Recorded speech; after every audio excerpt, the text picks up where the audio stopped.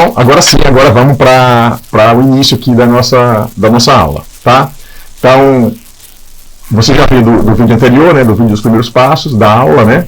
Então, aqui a gente tem o artigo de referência, tá? O artigo de referência da aula, muito importante esse artigo. Eu vou seguir aqui o passo a passo do artigo. A gente vai começar essa aula, é a aula que a gente vai tocar aqui, ó, provavelmente introdução, tá? Eu vou gravar a introdução, depois passo para o passo 1, passo 2, passo 3.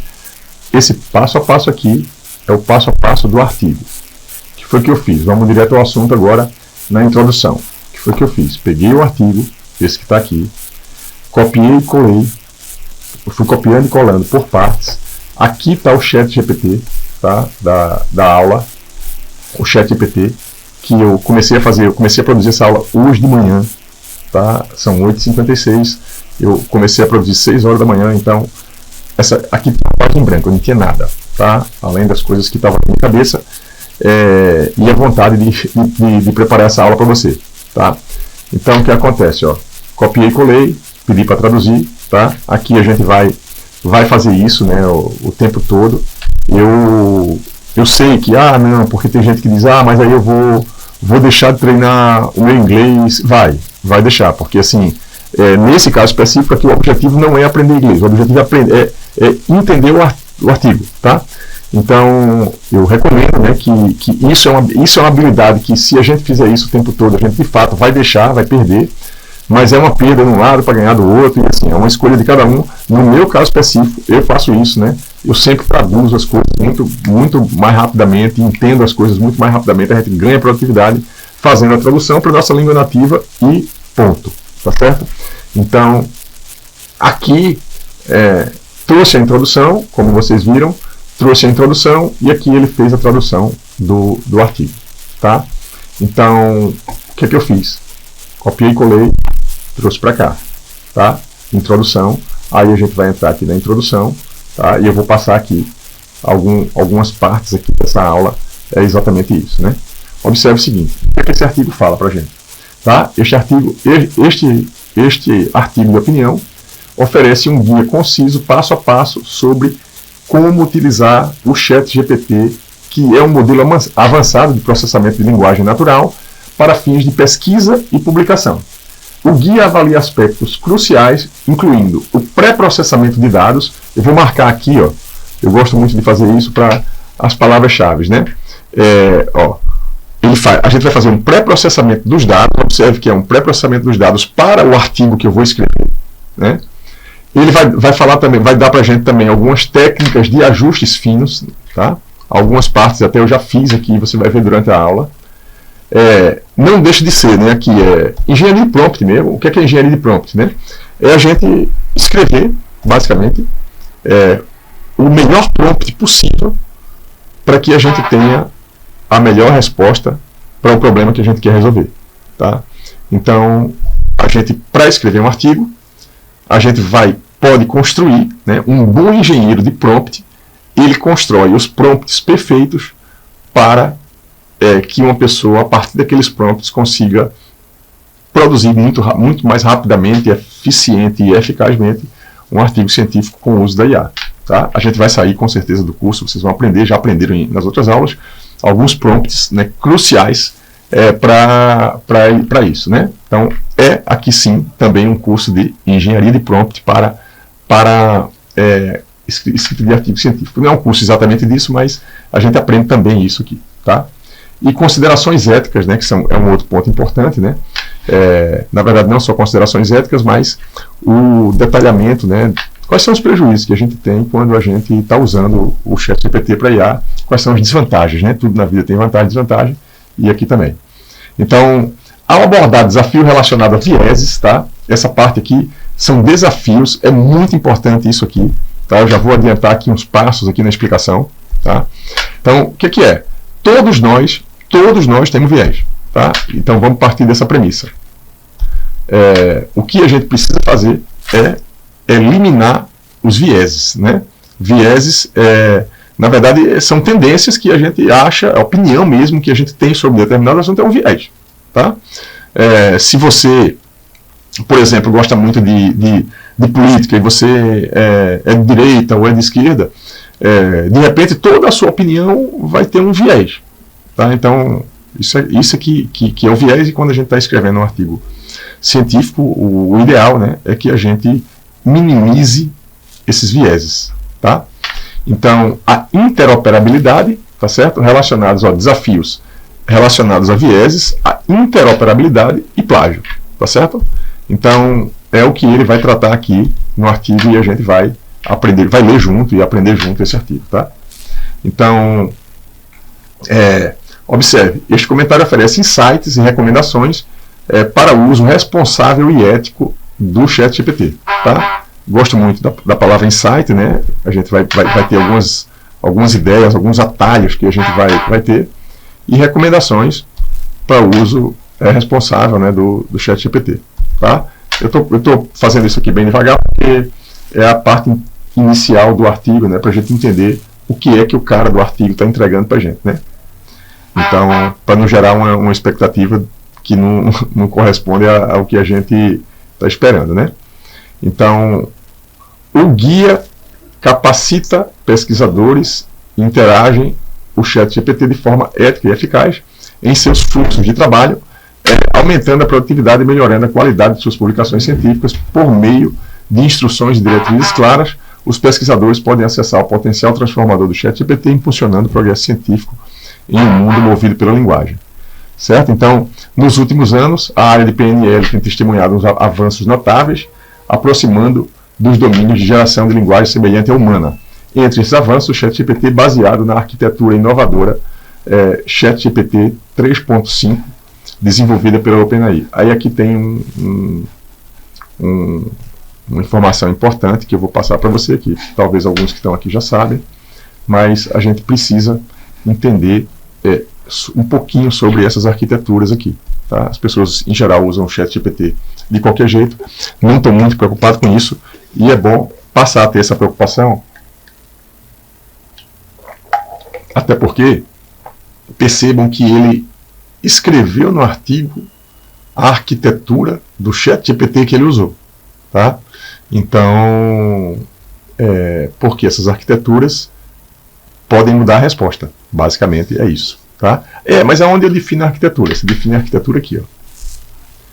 No ChatGPT, você pode ter a versão gratuita, né? Eu tenho a versão paga, certo? Então, se você entrou no ChatGPT, se você clicar aqui, cada item desse que está aqui, ChatGPT 4.0, excelente para a maioria das perguntas, 4.0 com tarefas agendadas, peço ao ChatGPT para dar um retorno mais tarde. Então, está explicado, né? Auto-explicativo o processo. ChatGPT 4.5, ótimo para escrita e explorar ideias. O1 eu usa reflexão avançada, como eu tenho o ChatGPT pago, ele limita o número de perguntas, não é bem perguntas, mas o número de tokens que ele acaba usando a partir de uma pergunta minha, então ele limita. Então eu estou num período que eu não posso usar agora, ele faz isso acho que semanalmente, e depois ele libera e eu tenho mais 50 perguntas, ou um número de tokens aí para fazer isso. Tá? Então, aqui tem o O3 Mini, O3 Mini High, cada um ótimo para lógica e programação. Observe aqui. O que é isso? Isso é um motor. Tá? Isso é uma arquitetura.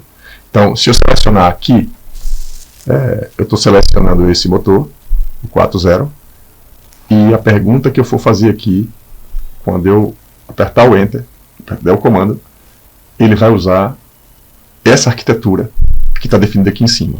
Logo, se você for escrever um artigo e usar o ChatGPT, ou qualquer coisa, qualquer relatório, qualquer coisa, é importante você deixar claro no documento qual foi a arquitetura que você usou. Porque se uma pessoa for tentar reproduzir, ou pelo menos se aproximar do que você fez, se ele usar a arquitetura, se ele souber qual foi a arquitetura que você usou, já facilita, tá bom? Então, eu parei aqui um pouquinho nessa parte, porque essa parte eu acho que é bem importante e nem todo mundo sabe, né, que tem esses modelos dentro do ChatGPT, tá? Todo cuidado para vocês é importantíssimo, porque vai ter que referenciar no artigo se usou o ChatGPT vai ter que referenciar no artigo e vai ter que referenciar a arquitetura que usou. Tá? Então aqui basicamente é isso. Tá? Então aqui o que ele fala ainda, né, o processo tradicional de conduzir pesquisas e publicar artigos científicos foi significativamente transformado com o surgimento do ChatGPT. Então ainda tem gente que resiste, tá? Dentro de universidades, empresas, enfim, resiste ao uso e na verdade é inevitável. Tá? Então, para você ver, né, a gente está aqui estudando como escrever um artigo científico com o uso de IA, a partir de um artigo científico, e na verdade isso já virou uma linha de pesquisa, enquanto tem pesquisadores ainda que estão relutando em usar. Né? Enfim, é um prejuízo gigante, né, você não está usando esse tipo de ferramenta agora de forma responsável e ética. Né? Então, eu sempre costumo dizer assim que é bom, antes de desistir, vai lá, olha, né, o que é o processo, se dá para fazer do jeito certo, e aí você embarca no processo depois se você achar que deve. Mas tem gente que nem embarcar ainda embarcou. Mas enfim, não estou aqui para fazer esse convencimento. Né? Neste comentário, compartilho minhas reflexões. O comentário que ele fala é o artigo, tá? Por meio de um guia passo a passo voltado para pesquisadores e autores que desejam aproveitar o potencial do ChatGPT e seus esforços de pesquisa e publicação. Ao explorar diversos aspectos, como pré-processamento, que ele já falou, né? Este guia fornecerá aos pesquisadores o conhecimento necessário para aproveitar todo o potencial do ChatGPT e suas atividades científicas. Além disso, este comentário abordará os desafios associados ao uso do ChatGPT para pesquisa e publicação, incluindo vieses de interoperabilidade e preocupações relacionadas ao plágio. Ao enfrentar diretamente esses desafios, pretendo fornecer a pesquisadores insights valiosos e recomendação para lidar com questões importantes, garantindo o uso responsável e ético do ChatGPT como ferramenta de pesquisa. A importância desse guia reside em seu potencial para preencher a lacuna entre o rápido progresso dos modelos de linguagem, né, com o ChatGPT, e os processos de pesquisa e publicação. Observe que são processos diferentes. Né? Ao esclarecer as complexidades da integração do ChatGPT aos fluxos de trabalho científicos, os pesquisadores estarão muito bem mais preparados para utilizar essa tecnologia avançada de forma eficaz, aumentando assim a qualidade e o impacto geral do resultado das suas pesquisas. Tá? Essa interoperabilidade, que eu não expliquei direito, tá, que ele fala, é o seguinte: você tem um fluxo de processo para escrever o seu artigo científico, ou pelo menos tinha até aqui. Tá? Esse é o seu fluxo de trabalho. Todos nós temos um fluxo de trabalho para qualquer coisa que a gente faz da vida. Tá? Então, o que está acontecendo agora é o quê? O ChatGPT é uma ferramenta que vai necessariamente mudar o seu fluxo de trabalho, nesse caso específico. Então, a interoperabilidade que ele fala é a interoperabilidade entre essas duas formas de trabalho, né, entre o seu processo, o processo de produção de artigo científico e o uso do ChatGPT para isso. Tá? Como é que essas coisas vão se conversar? Tá? Porque, evidentemente, que eu estou dando um curso para muita gente de várias áreas. Tem gente aqui, graças a Deus, assim, de muitas áreas diferentes, né, no curso. E cada área tem seu viés, né? Os artigos, já falei isso em outra aula, não vou ficar repetindo aqui, mas cada área tem suas revistas, tem seus periódicos, que tem suas regras próprias e que isso tem que ser observado e que trabalha de uma forma, né? Ninguém aqui, assim, vocês estão aqui para assistir esse curso, para ter a ideia, né, de como usar, e na verdade cada um vai usar da sua própria forma, do seu próprio jeito, né? Então é importante que vocês façam essa avaliação, né, em relação a essa interoperabilidade. Por quê? Porque o seu fluxo de trabalho ele vai mudar ao longo da vida, e o ChatGPT, as arquiteturas também vão mudar ao longo da vida. Então é importante que a gente esteja sempre, né, fazendo um update aí dessas mudanças, para que a gente consiga um processo que seja mais consistente e robusto, mesmo diante das mudanças que vão vir, né? É a questão da adaptabilidade que eu falo sempre, tá? Então, é isso, tá? Quando ele fez o resumo final, né, o resumo da introdução, ele perguntou para mim, aí aqui vale um comentário para a gente encerrar esse vídeo agora, tá? É uma questão de forma aqui do curso. Toda vez que aparecer no mapa mental um highlight verde limão aqui, dessa cor, você vai ver que isso é uma coisa que o ChatGPT escreveu para mim, tá? Então, aqui é a tradução, né? Mas aqui é uma pergunta, quase que ele fez para mim, né? Ó, uma observação. Então aqui eu acho que não tenho nada. Posso continuar, ele perguntou, né? Eu posso continuar traduzindo? Sim, ele vai continuar traduzindo, só que isso ele vai fazer no próximo passo, na verdade no próximo passo, no próximo vídeo, tá certo? Então, na verdade, isso aqui, veja só, é uma introdução ao artigo dele, não ao nosso ainda. O nosso artigo, tem 2 artigos aqui em pauta, né? O nosso artigo é aqui, ó. Passo 1, criação do título e da página de título com o ChatGPT. É a próxima seção do artigo dele. Como a gente vai criar um título e a nossa página de título. O segundo passo é criação do resumo sumário com o ChatGPT, ou seja, o nosso resumo, como eu vou criar o meu resumo usando o chat. O passo 3, como eu vou fazer a minha introdução, aí sim, a minha introdução com o uso do ChatGPT, e assim sucessivamente. Eu vou interromper aqui esse vídeo, tá? Porque essa é a sequência, a forma que a gente vai seguir daqui para frente.